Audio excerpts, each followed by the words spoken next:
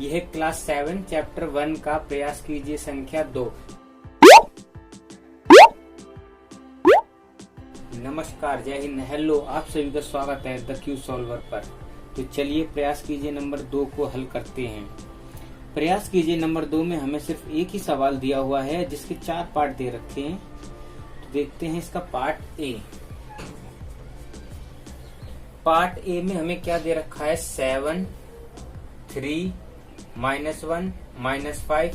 फिर हमें 3 जगह खाली दी हुई है जिसमें हमें अगली संख्या क्या आएगी वो भरनी होगी। तो आइए इस सवाल को हम संख्या रेखा की मदद से समझते हैं और फिर उसके बाद इसे हल करते हैं। तो देखिए ये है एक संख्या रेखा, इसमें हमें दे रखा है +7, +3, -1, -5। तो देखिए +7 और +3 ये तो 0 के कहा मिलेंगे मुझे, राइट साइड में। तो मान लीजिए ये 0, तो यहाँ पर मान लीजिए ये 7 है और उसके बाद यहाँ पर मान लीजिए 3 है। तो देखिए उसके बाद मुझे -1 दे रखा है, फिर उसके बाद मुझे -5 दे रखा है। अब इसमें समझिए कि 7 फिर उसके बाद है 3। तो देखिए 7 से पहले क्या आया होगा 6, उससे पहले क्या आया होगा 5, उससे पहले क्या आया होगा 4। तो देखिए 7 और 3 इनके बीच में गैप कितना है। तो देखिए यहाँ से यहाँ तक 1, 7 से 6 के बीच में 1, 6 से 5 के बीच में 1, फिर उसके बाद 5 से 4 के बीच में 1, फिर 4 से 3 के बीच में 1। तो देखिए 1 इसके बीच में, 1 इसके बीच में, 1 इसके बीच में, 1 इसके बीच में। तो टोटल देखिए 1, 2, 3 और 4। तो 7 और 3 इनके बीच में गैप कितना है, 4 का। कितना गैप है, 4 का। अब ध्यान रखना कि ये संख्याएं घट रही हैं, तो इसीलिए यहाँ पर निशान माइनस का आएगा।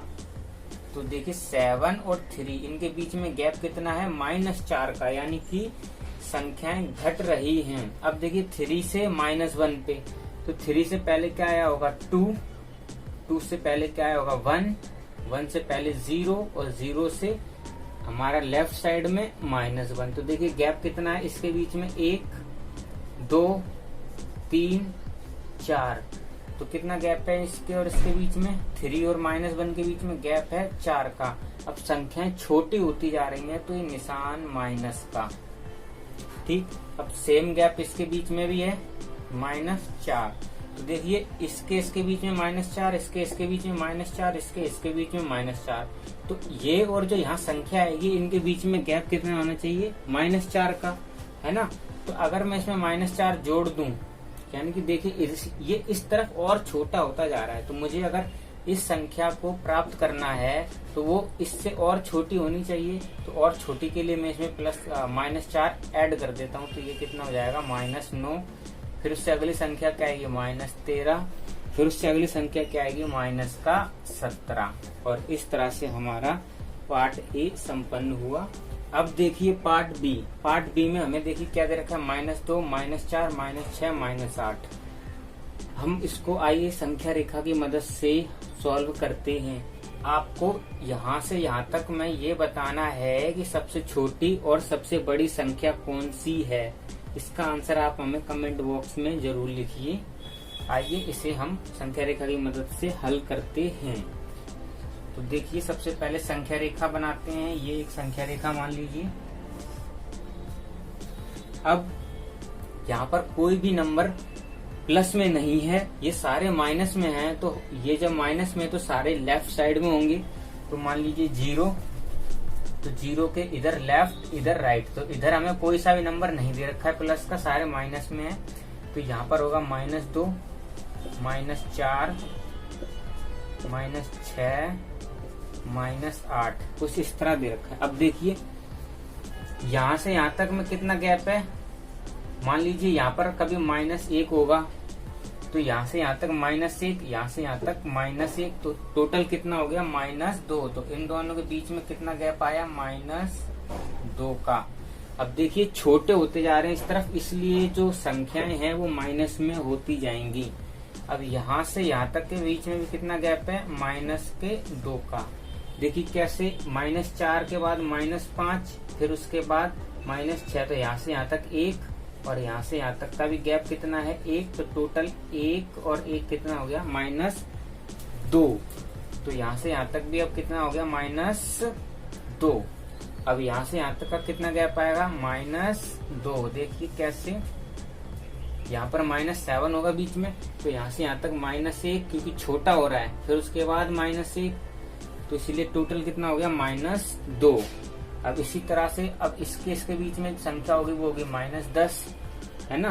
फिर उसके बाद -12, फिर -14, फिर -16, और इस तरह से पार्ट बी संपन्न हुआ। ये पार्ट सी में हमें देखिए 15, फिर 10, फिर 5, फिर 0। इसमें संख्या रेखा की जरूरत नहीं है, आप यहाँ सिंपल देख सकते हैं 5-5 के अंतर पे घट रहा है। तो उसके बाद इसके बीच में कितना अंतर है -5, इसके बीच में कितना अंतर है -5, इसके बीच में कितना अंतर है -5, है ना। अगर इसके आगे जाएगा तो भी -5, -10, -15, और ये पार्ट सी भी संपन्न हुआ। देखिए पार्ट डी में हमें क्या दे रखा है -11, -8, -5, -2। तो देखिए इसमें हमें कुछ भी अभी पॉजिटिव नहीं दे रखा है। तो आइए इसे संख्या रेखा की मदद से हल करते हैं। तो देखिए ये एक संख्या रेखा है। अब मान लीजिए यहाँ पर मैंने लिया 0, तो यहाँ पर कुछ होगा -2, फिर उसके बाद -5, फिर उसके बाद -8, और फिर उसके बाद -11। अब यहाँ पर देखिए -11, और फिर उसके बाद क्या आ रहा है यहाँ पर 8। तो -11 से पहले क्या होगा -10, उससे पहले क्या आया होगा -9। अब देखिए -11, -10, इसमें बड़ा कौन है, तो हमें पता है कि -10 बड़ा है, और -10 से बड़ा -9, -9 से बड़ा -8। तो हम ये कह सकते हैं कि -11 से बड़ा -8 है। अब देखिए ये यहाँ से यहाँ तक कितनी दूरी तय करी है इसने, तो देखिए 1, 2, 3। अब इसने दूरी तय करी है 3। अब यहाँ से यहाँ तक चलने में, यहाँ से यहाँ तक चलने में ये संख्या बड़ी है कि घटी है, तो हमें पता है कि 0 के ये पास होगा और ये 0 से दूर होगा लेफ्ट साइड में, तो ये संख्या बड़ी है। यानी कि यहाँ से यहाँ तक चलने में संख्या बढ़ी गई है, यानी कि संख्या बढ़ गई है। तो देखिए कितनी बड़ी है 3, तो यहाँ पर निशान कौन सा आएगा प्लस का। अब देखिए -8 से -5, तो संख्या क्या हुई है बढ़ रही है। अब देखिए कितनी बड़ी है -5 से -6, -7, तो यहाँ से यहाँ तक 1, 2 और 3। तो -8 से वो कहाँ गया होगा, फिर -7, फिर -7 से वो कहाँ गया होगा -6, फिर -6 से कहाँ गया होगा -5। तो टोटल कितना बढ़ा 1, फिर 1, फिर 1, टोटल 3। तो यहाँ पर भी +3 है ना, और यहाँ पर भी +3। तो अब जो इसके और इसके बीच में जो होगा वो भी क्या होगा +3। तो इसमें जोड़ दीजिए +3, तो यहाँ पर जो संख्या आएगी वो आएगी 1। अब देखिए कैसे, यहाँ से यहाँ तक -1, एक डिस्टेंस, -1 से 0, 2, फिर 0 से यहाँ तक में 3। तो यहाँ से 1, 2, 3, तो यहाँ पर कहाँ पहुंच गया ये 1 पर। फिर 1 पर पहुंचने के बाद फिर इसमें 3 ऐड करेंगे तो 4, फिर ऐड करेंगे तो 7। और इस तरह से ये वीडियो संपन्न हुई, और आप सभी का बहुत बहुत धन्यवाद।